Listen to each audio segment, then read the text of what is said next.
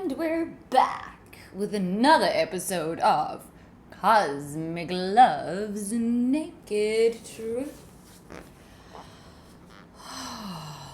Let me just relax and connect, because the energy that I feel, the energy that I've been feeling has been so tumultuous and mind-blowing, and I'm just like, this is the craziest journey, adventure of my life. It still doesn't cease to amaze me, to blow my mind that this is possible. And all it is a love that is so intense and so deep and profound and honestly earth-shaking and groundbreaking. It blows my mind. And if you've watched a few of my videos or whatever, like, meeting my twin flame activated my Kundalini awakening, and it literally changed the beat of my heart. I remember trying to explain it to him through writing, not through speaking. I guess at first I was trying to figure out myself through writing to him. And I was like, it feels like I have another heartbeat. And that is not even like an exaggeration. It feels like I have another heartbeat. And I can feel his energy in my body, in my breath. You know when you take an asthma pump, and if you've ever taken an asthma pump, and you breathe out, you exhale, and you breathe that deep breath in, and it feels almost as it goes like all the way down into your tummy, and it opens your trachea, it expands so that all this air can come in, and this air fills your body.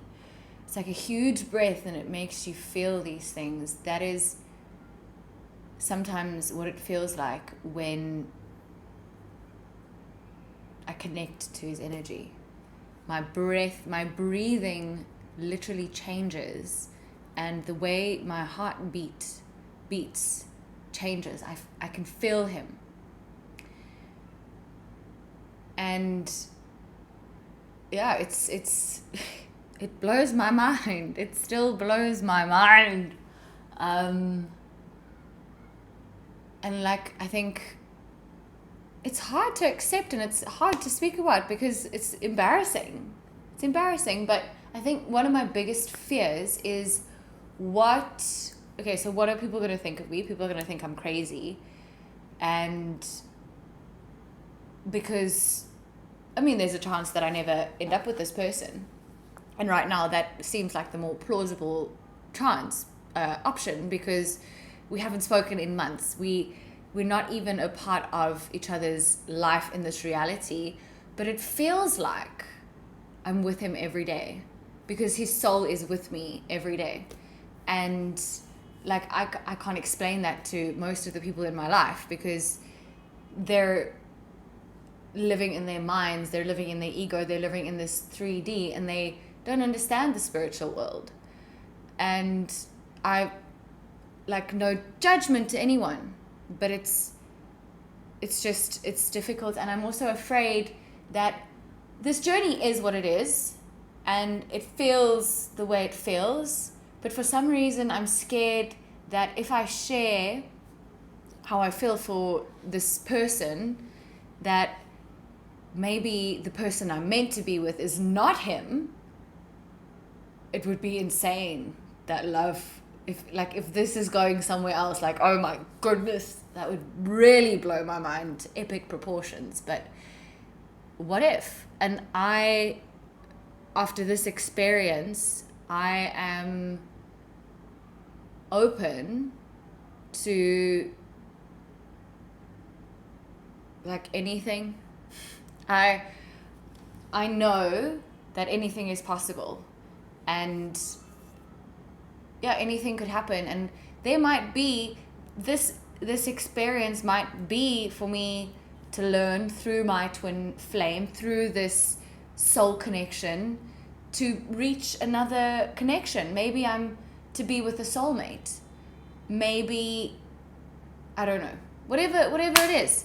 And I'm afraid that sharing this story would make someone else not want to be with me, if that's how it goes. So those are my fears, my limiting beliefs, my things that are stopping me from writing my book, stopping me from talking about, because I have books and books and books, like, of my experience that I went through, because it was so insane. And like the other day I was looking through my books and I'm like, it still blows my mind. And sometimes, like, I feel this pain in my chest. Like, obviously none of this happened before I met him. And it's like someone is squeezing, I think I've said this before in one of my videos, it's like someone is squeezing my heart. And I just know that it's him. And like recently I've been feeling, I cut my hair. Recently I've been feeling the energy more intense. Like it goes up and down, the connection goes up and down. And sometimes I just feel him really intensely. And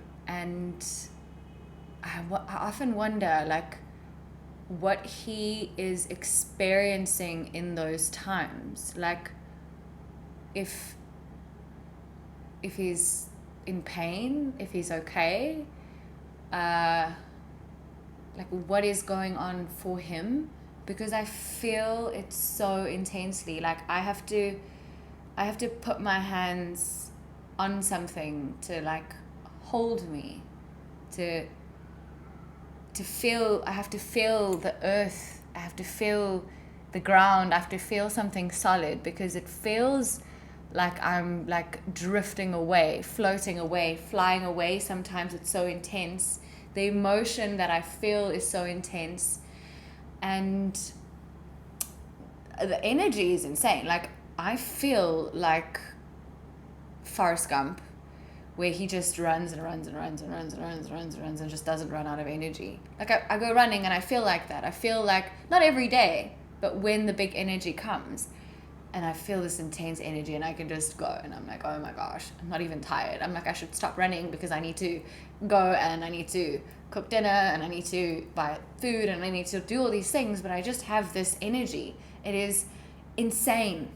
It is insane. And I know that it's my Kundalini energy, like it's my activation of that, it's my energy, but there's some connection. No, we know our souls are connected, right? We know our souls are connected, but like I can feel it, and it's still just like, it blows my mind. Like, I'm sorry, this whole world just sends me to the moon. Literally sends me to the moon. A few days ago, I was feeling this insane energy. Like, I was holding myself, and you have to breathe. I have to breathe slowly. I have to put my hands down. And like, I'm at work, right? I'm at work, but I've learned how to deal with it. I've learned what I need to do to deal with it. And so I have to, like, hold something, put my hands down, and I have to breathe slowly and deeply. And I have to write a little bit, get it off, get it out, and maybe play some happy music to get me out of it, or play something that makes me laugh, or, I mean, just feel it, express it, and then carry on. And sometimes it's really intense. And a few days ago, it was so intense, and I was like writing, like, what is this feeling? Because I journal my experiences. I journal what I'm going through because it blows my mind. And I look back now and it's like I predict things that happen in the future. So that's also blowing my mind. So I'm keeping a track record of my life because it's too exciting for me not to. And okay, so the other day I was feeling this insane energy, and I was like, am I flying or am I falling? Am I dying? Am I gonna vomit? Can I breathe? Like what is this intense energy? Like my heart is vibrating so fast, and that my trachea is open and the breath is going in, but it doesn't seem to fill me. It's like if I breathe now, it's not there. It's not there all the time. It happens only sometimes. And I discovered that he is actually at that moment when I was experiencing that, he was feeling something was going on in his life, and he was feeling a great deal of excitement, like huge excitement, like it's a big thing that is happening for him. And also nerves, you know, that like excited, nervous feeling, where you're just so excited you could shoot through the moon, and you're also nervous because it's something different and it's something new. And I know, like, I discovered that he was going through, while I was feeling those things, he was going through this intense situation, or not an intense situation, but it's a big deal for him. He's going through a big deal, and I was feeling that. And even though, like, I've been on this journey for some time, like, that even shook my boat. Like, it tossed me out back into the sea. It shook my boat because I was like, holy shit, like, the time I was writing that to him, journaling it to him, because we don't talk in real life, obviously, but like I talk to him all the time. I talk to him all the time. The same time I was journaling that, writing that to him in my never-ending love letter, he was going through that emotion. So that just blew my mind a little bit more, and I was like, what the hell is that? Like, that's mind-blowing, mind-bending, absolutely just like insane. It's absolutely insane. But so it's like this experience and this journey, it keeps, something new happens and you're like, oh my gosh, okay, and then something new happens, and then something new happens, and it's a journey. That's what it is. It's a journey. And like, let's call a spade a spade. Like, I met someone, it was love at second sight, and it was just a connection that I've never felt before, that woke my soul up, activated my kundalini, took me on a spiritual journey. I now have hairy armpits and tattoos everywhere. And I'm not saying, obviously we know that, like, it doesn't mean you have to have tattoos to be spiritual, or whatever the case may be, but for me it was a complete shift in my perception. Like, that's what a spiritual awakening is like, and allowing my soul to live through me without fear of what other people might think of me, and I guess just becoming me. And that's what this journey has been for me, and it's been insane. But I can't deny the part of the connection and the love. And I was reading somewhere today, like, you have to marry Facebook twinflame group, which is pretty cool. I enjoy conversing on there and sharing stories on there, because there's so many people who share experiences. There are actually so many people who share experiences of this twin flame journey. There's so many people on this journey. And I think most people are too afraid to talk about it because it's scary and embarrassing. And I totally get that. It's embarrassing for your ego to be so madly in love with someone who doesn't even recognize you, doesn't even look at you. But I mean, I know that for me, it wasn't like an ugly journey. We didn't end off swearing at each other, or like it never got that far. It never went to that place. And I think that's because he knew that this was something different. I knew as well, but I know that he also knew that it's something different. And like, I told him how much I felt for him, and that's a lot. And I think that scared him away. And I think it's because he didn't believe, or doesn't believe, that he deserves that love. And that's the case in most situations. And it's funny because but isn't that like what everyone is looking for? Just love? Isn't everyone just looking for unconditional love? And here I have so much of it for you. I have such an abundance of love, and I have so many other good things in my life, and I want to share it with you, and I want to give it to you. And the person's like, no. And that's a devastating feeling. But I think the reason that they can't, I'm sorry about that. The reason they can't accept that love is because they don't love themselves, and they don't believe that they're worthy of love themselves. And maybe they've had a crazy childhood, or something's happened, and they're,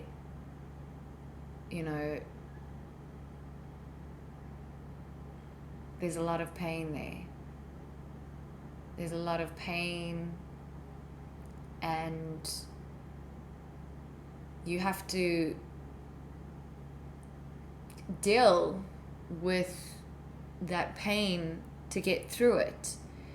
And as a male as well, as males as well, for those twin flames, I know not all twin flames are males, but they're told that it's boys don't cry and boys don't feel emotion. And when you go through a painful, traumatic childhood, and you're not given the space to feel pain, to feel emotion and to express your pain, and you're not provided with the tools. I feel like no one in society, men and women, are provided with the tools to deal with their emotions. I just think that women do, maybe because of their more feminine, softer nature, they talk about it with friends to a degree, at least. Even for me, who I don't like sharing, well, when I was growing up, I didn't like sharing my pain or trauma or whatever, but I had friends, and we would talk about some things, always.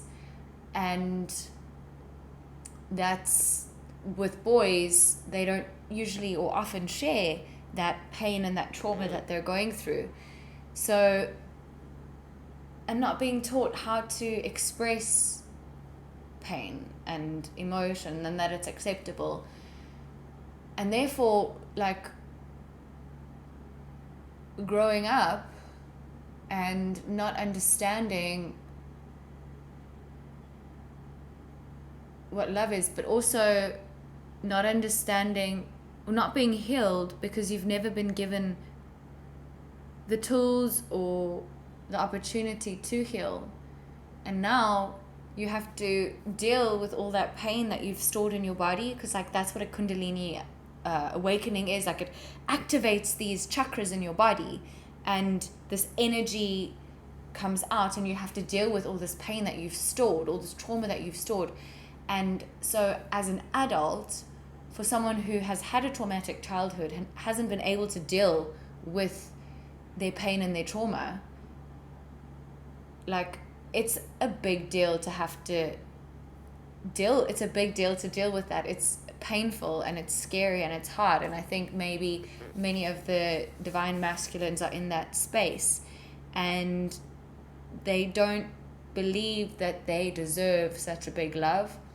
Maybe they've never seen such a love before. Maybe they've never been exposed. Maybe they've never been exposed to such a big love, and I can relate, because before I met my twin, I had never felt a big love like this before.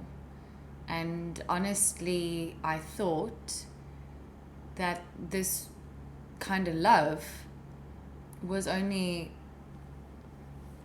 in fairy tales and songs and Disney movies. I guess all my life I believed it existed, and then, well, I knew it existed, I guess, and then, I mean, life happens, right? And I guess I thought maybe it doesn't exist, and I had kind of given up hope for such a big love, to feel such a big love. But I had in my life had someone who loved me like that, and just unconditionally through all the years of my life, he was just always there, and he always just loved me, and it was beautiful. But I was too young. I was too worried about what people thought of me. I guess I didn't believe that someone could love me so much. You know how young girls choose the bad boys, and the boys that, like, I didn't choose all bad boys. Like, I have gratitude for the people in my life that I've dated. Excuse me. But, you know, it was, I guess, in the end, not the ones that loved me unconditionally that I chose. I chose the other ones. And, I mean, for where I am today, I know that it was all for a reason, and there were lessons involved in that. But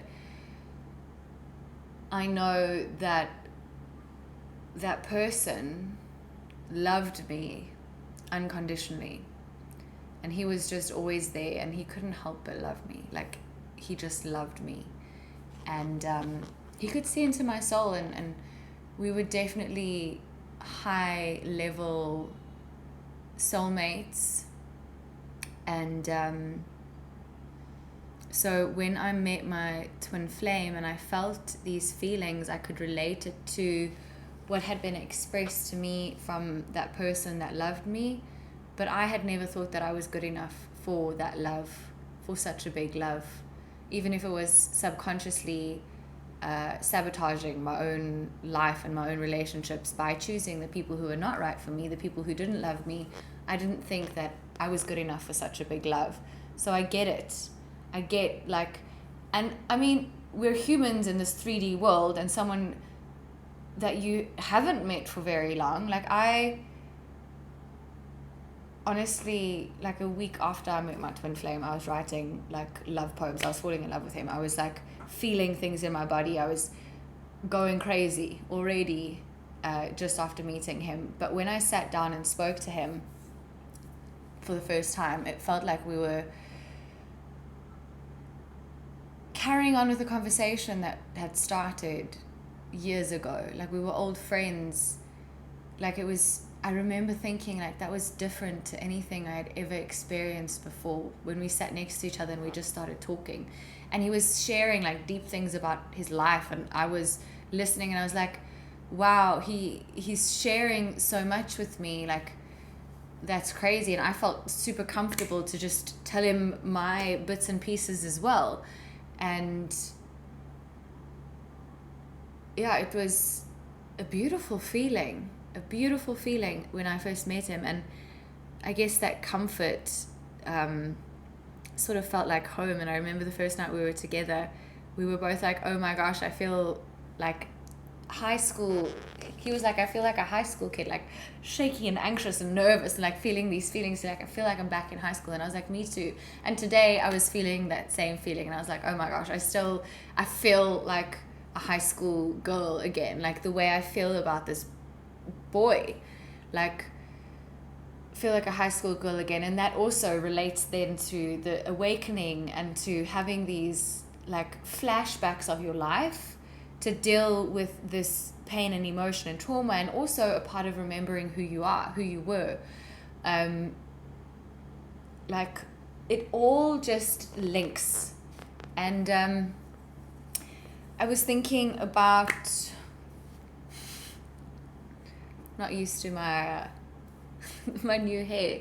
I think it's going to be crazy tomorrow. It's the first time I washed it tonight. So I think it's going to be crazy tomorrow. I don't really use a hairdryer or a hair straightener, so we'll see what it looks like tomorrow. But yeah, I was thinking recently about how weird our last encounter was. So the last time I saw him was in July last year, and it was weird. It was really weird. We hadn't really spoken for months before that, and then he messaged me out of the blue, and he was like, want to meet up? And I was like, okay, absolutely, of course I'm gonna say yes. Like I've been thinking about you every single day, like I'm mad in love with you. I'm gonna say yes. I hadn't told him very much about any of the experiences that I'd had. Obviously I didn't want him to think I was crazy. I did, however, I had written to him when I had seen him the previous time. I wrote him a really long letter telling him that like I feel something I've never felt before, and I feel this feeling of home when I'm next to him, and I feel my purpose when I look into his eyes, and like all these things. And maybe he just thought I was talking shit, but like I was really feeling that and experiencing that for the first time in my life. I don't know how many people have felt like this before. Like people maybe don't share it enough. Like I felt like something I'd never felt in my life before, and I did express it to him, but like I didn't express like the awakening and the things I had gone through. I did share some poems and stuff along the way, and I did share like the physical symptoms, a few of them, with him along the way. And he was like, that's weird, because he had the same sort of experiences just before we met, like the same energy and sort of some kundalini symptoms that happened just before we met. But yeah, so the last time we met,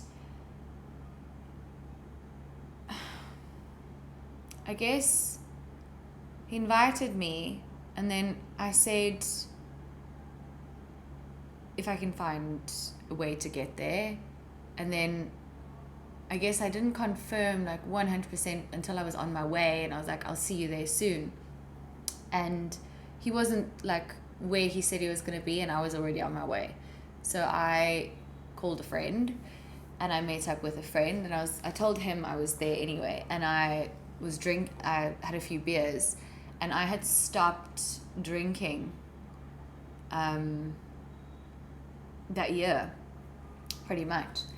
And but I think I was in such a state, and I was drinking, and I got quite drunk, and then I did see him, and we had fun. I remember I was playing music, and he started crying, and he said to me, he's like, how do you do this to me? Like, why do you do this to me? Like the music that I played and something that I said to him made him feel this emotion, this pain.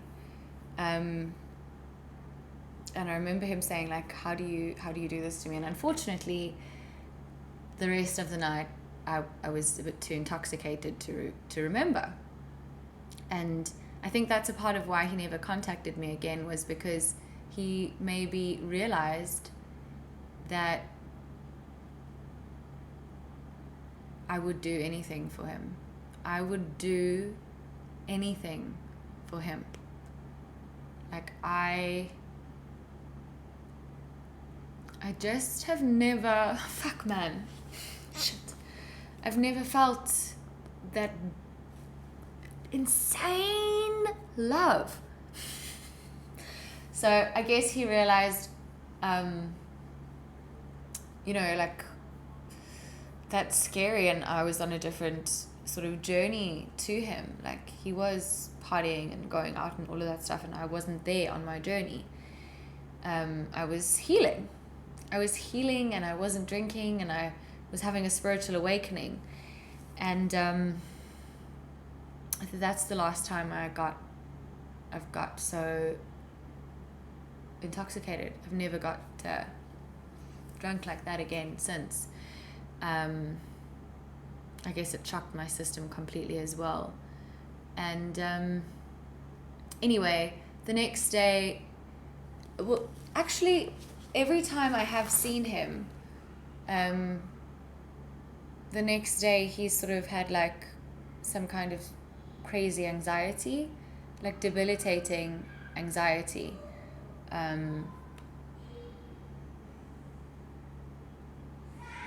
His body like shakes, and the first time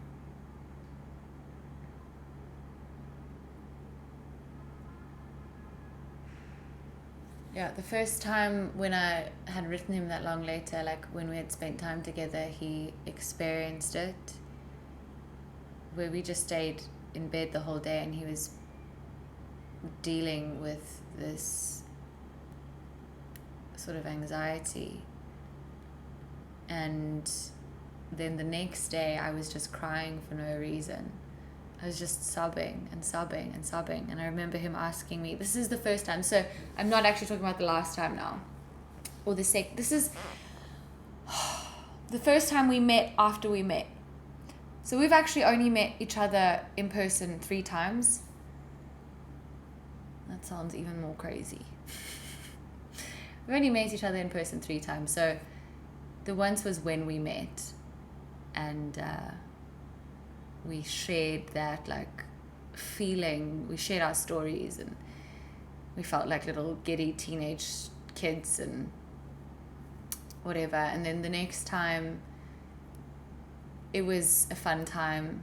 It was lovely. We had so much fun. And then the next day we had a fun night, and then the next day he had this like debilitating anxiety, and then the next day I was just sobbing.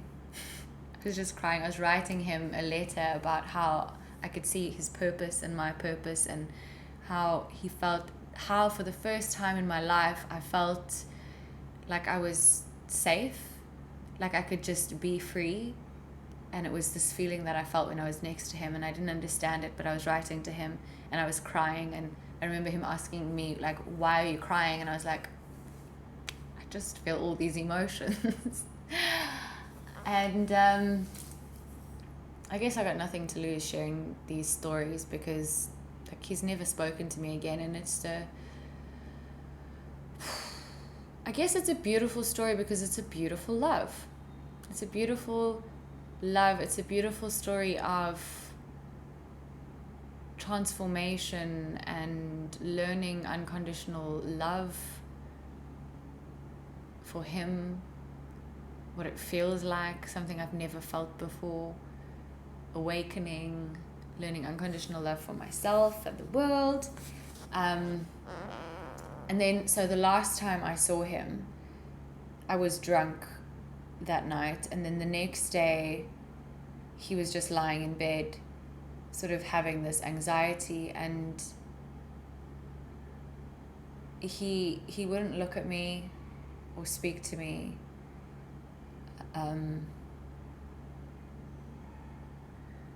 It was horrible. It was painful. It was horrible. And he even said to me, he's like, why are you here? Like, and I said, you invited me. You told me to come. And he said, like, no, he never. And I think that broke my heart a little bit. Of course it did. And I was like, you did. Like, why else would I be here? Like, I came here to see you because you invited me. And he had an event that evening, and he sort of told me I need to leave. And I was like, I don't have anywhere to go, because it wasn't in my, like, where I live. And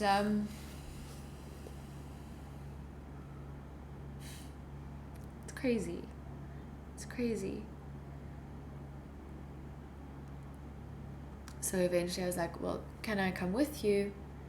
And he said yes. And I mean, during that day, we literally, like, I came out to see him, and we literally just stayed in bed the whole day because he was having this anxiety.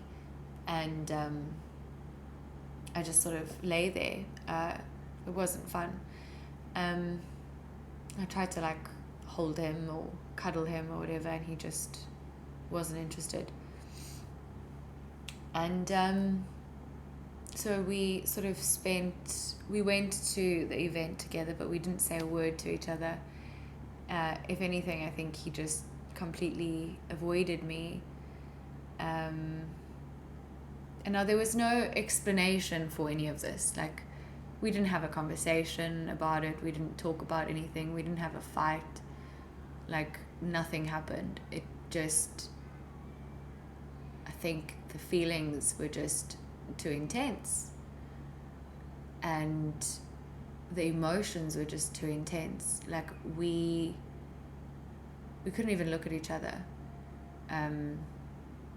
We didn't speak to each other, and we went home that night, and, well, to the hotel that he was staying at, and we were lying next to each other and he put a movie on, and I asked him, like, can I kiss you? And he was like, no, there's no reason for that. He's like, I just want to sleep. Or I think I first asked him if I can make love with him. Make love with him? Can I make love with you? To you? With you? And he was like, there's no reason for that. And then later on I was like, can I kiss you? And he was like, no, I just want to sleep. And that was really painful. And the next day, like, we just didn't talk. It was just really weird. It was really intense, so much energy, so much emotion, and we barely said a word to each other. And then the next day it was my turn again. So I guess, like, the first time we saw each other, he had anxiety. The next day I cried. This time he had anxiety. The next day I cried. I was, like, devastated. The next day I felt like I was falling to pieces. You know, when you go when someone dies, or you go through, like, a really intense breakup. And I mean, if you picture a movie where someone is going through pain and they, like, collapse in the shower, and they just, like, that emotion where you just, like, you can't do anything, like, you want to tear your heart out of your body.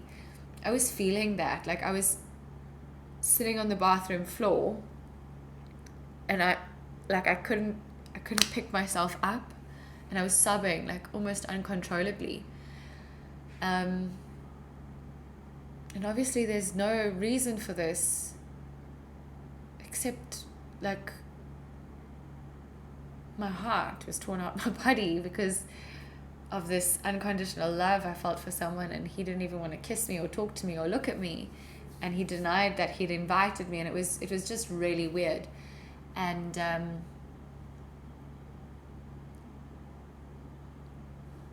that's sort of where we left it. And he said goodbye, and he said he's sorry. And I said, I love you. Or I said, I still love you. And I don't know where that came from, and I had no intention of saying it, but it just came out of me. He hugged me to say goodbye. He never had intention of causing me pain. He hugged me to say goodbye, and I just said, I still love you. And I guess that was the last thing I ever said to him. And yeah. After that, then I shared some of my writing with him, and he just never responded. He never ever responded to me again. I know, and he's dating someone else now, and he's in a relationship, and I know that he never wanted to hurt me, and that was never his intention. And it's not his fault that he doesn't feel what I feel for him. Like, you can't make someone feel love for you. And like, I've been in that position where that his name was Matthew. He died. Where Matthew loved me unconditionally, and I never could feel it back, because I guess I didn't have the capacity to feel that love. And yeah, I know that my twin flame never had the intention to hurt me, and he never wanted to hurt me. And he even told me, like, before I asked him if, like, you know, if we could maybe be something more serious, because we were talking all the time, and like, I had a pregnancy scare, which was my Kundalini awakening, but I didn't know. And I said to him, like, I don't want to fuck around anymore. Like, do you want to be together? And he said that he doesn't have enough love to give me. He said that I deserve someone who can love me fully, and that he doesn't have enough love left to give me. And he needs to, like, focus on himself and fill up his own cup. And yeah,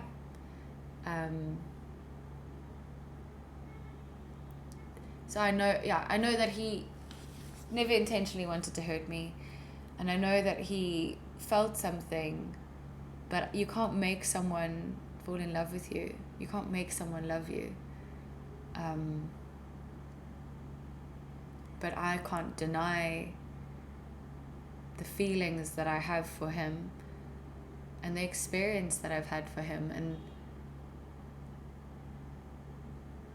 like, yeah, it's the most profound experience of my life, and the most beautiful, biggest love I've ever felt.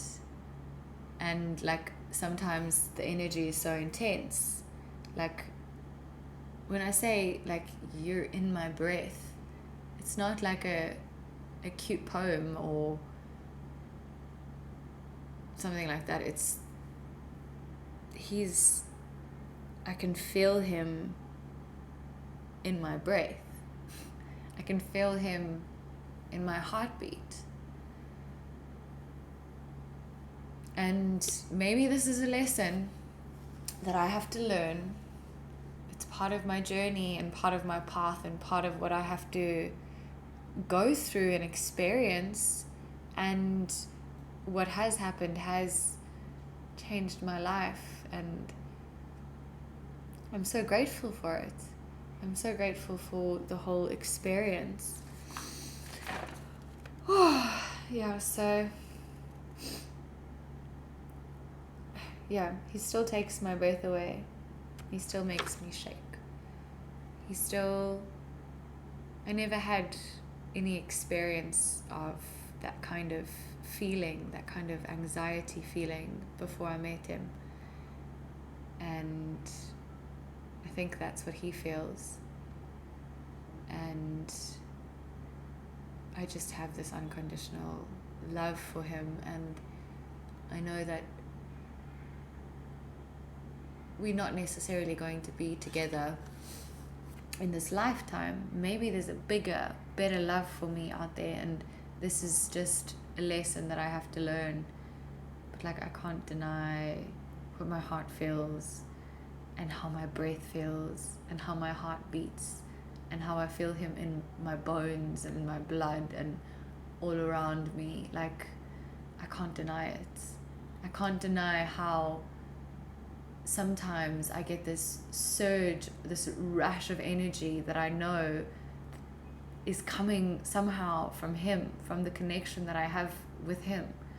Like, that blows my mind still to epic proportions, how I can feel his excitement and his nerves and his pain, and like, I just have this love for him. I'm so excited for him. Like, I feel so proud of him and excited for him, and like, because he's working towards his dreams and he's stepping up to his power and he's doing all these things, and I just, like, I feel so happy for him and excited for him, and I want him to feel love and happiness, and he's with someone who makes him smile and who makes him happy, and like I'm happy for him. I'm happy for him. And yeah, like, we'll see where the next chapter of this book goes.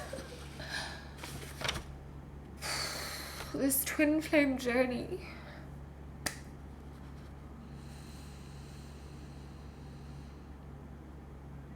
It's 1 million emotions a day. I was running earlier like a bat out of hell, and I was dancing and I was singing, and I guess a lot of what I talk about on this channel is stuff that I haven't spoken about before, out loud at least. And yeah, just a little note. When I say you take my breath away, I'm not using a metaphor or exaggerating. You take my breath away. I've never felt anything like this before. It feels like no time has passed. Also, one more crazy thing.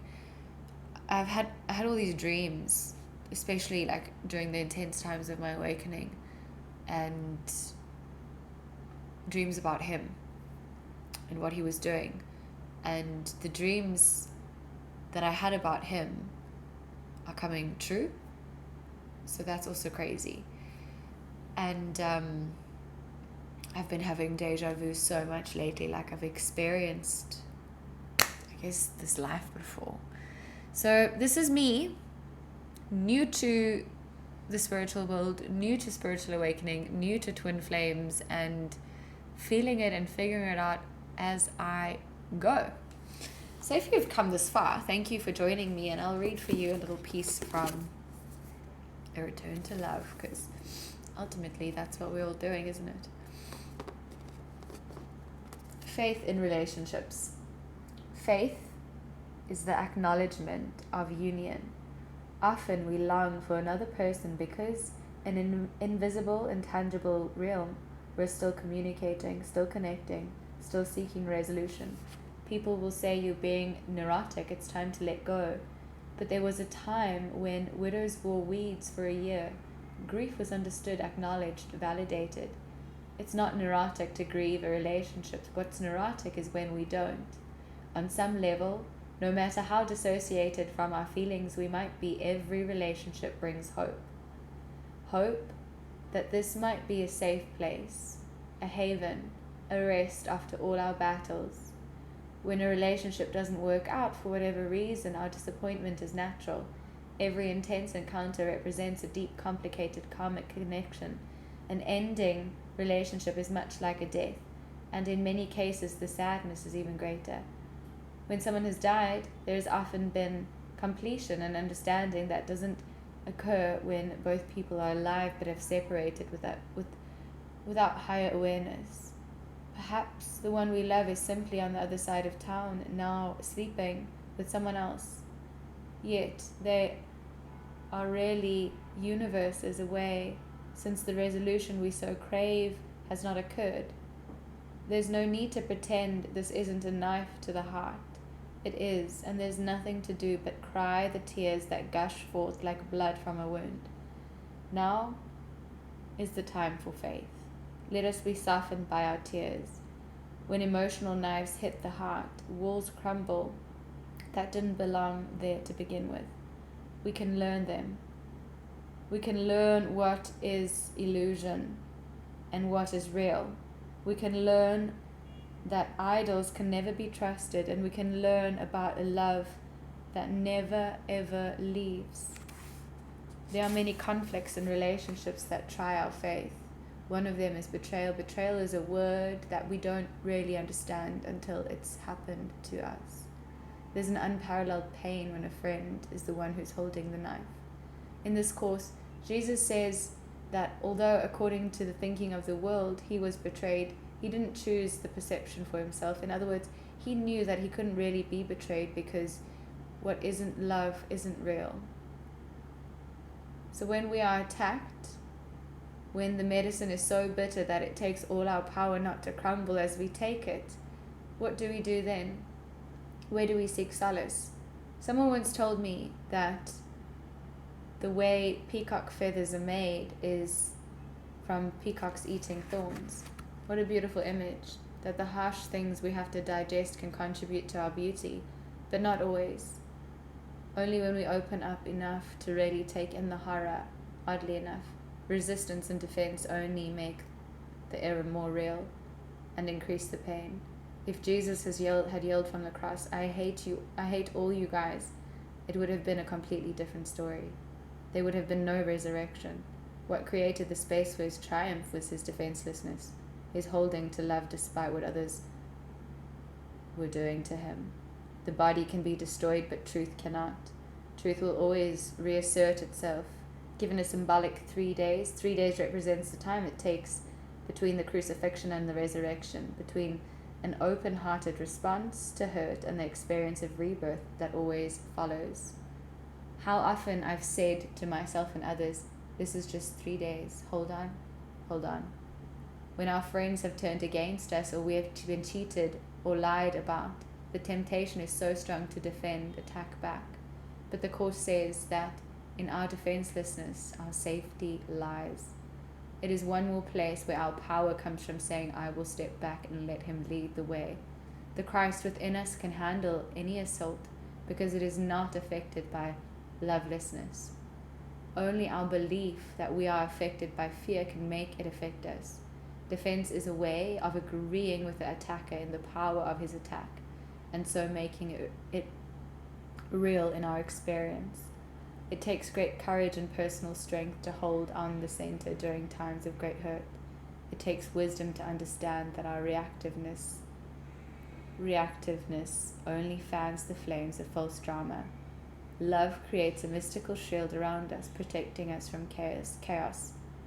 When we are in the midst of loss or betrayal or crisis of any kind, there's power in the words, be still and know I am.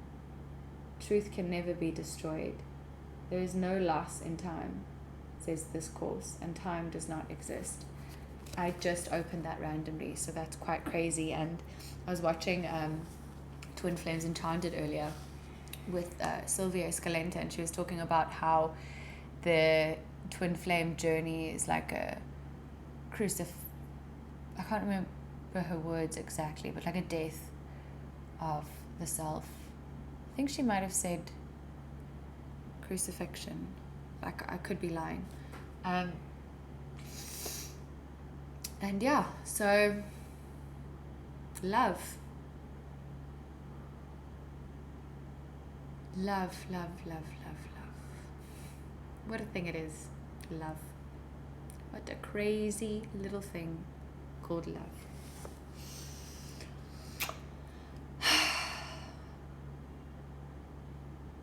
Strength and love to you.